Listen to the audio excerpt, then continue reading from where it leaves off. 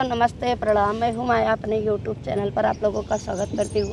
हम दोनों बहन एक महंगाई पर का कजरी गीत लेकर के आई हूँ। गीत अच्छा लगेगा देखिएगा। हरियर साड़ी के लिए जिद कर रहे हैं और गीत अच्छा लगेगा तो लाइक शेयर सब्सक्राइब करेगा, फ्लैश के साथ सपोर्ट करिएगा। देखिएगा सावन लगा हुआ है तो सावन में तो हरी हरी साड़ी चाहिए ही सबको, तो इसीलिए हेलो दोस्तों, मैं कंचन अपने YouTube चैनल पर सभी का स्वागत करती हूँ। एक कजरी गीत लेकर आई हूँ दोनों बहन। गीत अच्छी लगे तो लाइक शेयर सब्सक्राइब और कमेंट करके ज़रूर बताना गीत कैसी लगी। राजा हरियर साड़ी के प्रचार बा, पहिरे के विचार बाना। राजा हरियर साड़ी के प्रचार बा, पहिरे के विचार बाना। राजा हरियर साड़ी के प्रचार बा, पहिरे के विचार बाना। बढ़ल जाता महंगाई कैसे साड़िया किनाई, बढ़ल जाता महंगाई कैसे साड़िया किनाई। धानी कमाई 500 खर्चा 1000 बा, पहिरे के विचार बाना। धानी कमाई 500 खर्चा 1000 बा, पहिरे के विचार बाना। राजा हरियर साड़ी के प्रचार बा, पहिरे के विचार बाना। राजा हरियर साड़ी के प्रचार बा, पहिरे के विचार बाना।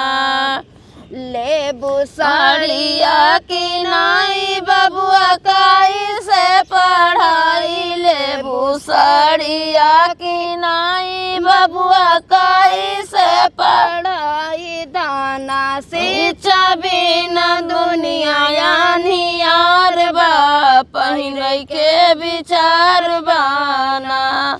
दाना शिक्षा बिना दुनिया यानियार बा, पहिरे के विचार बाना। राजा हरियर साड़ी के प्रचार बा, पहिरे के विचार बाना। राजा हरियर साड़ी के प्रचार बा, पहिरे के विचार बाना।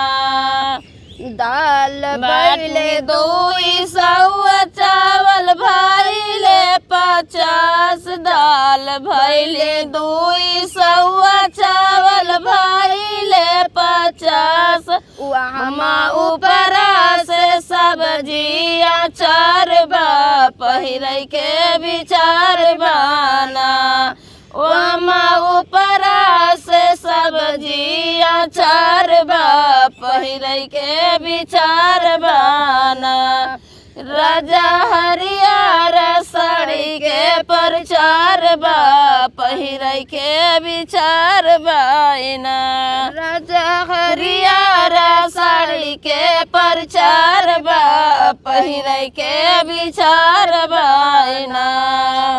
कैसे करबू समाई निरमा साबुन कैसे आई, कैसे करबू सफाई निरमा साबुन कैसे आई। गैस सिलेंडर मिलत 900 के पार बा, पहिरे के विचार बाना।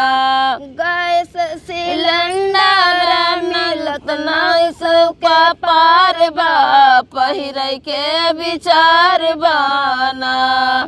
राजा हरियर साड़ी के प्रचार बा, पहिरे के विचार बाना। राजा हरियर साड़ी के प्रचार बा, पहिरे के विचार बाना। हमारा गीत कैसे लगेगा कमेंट बॉक्स में जरूर।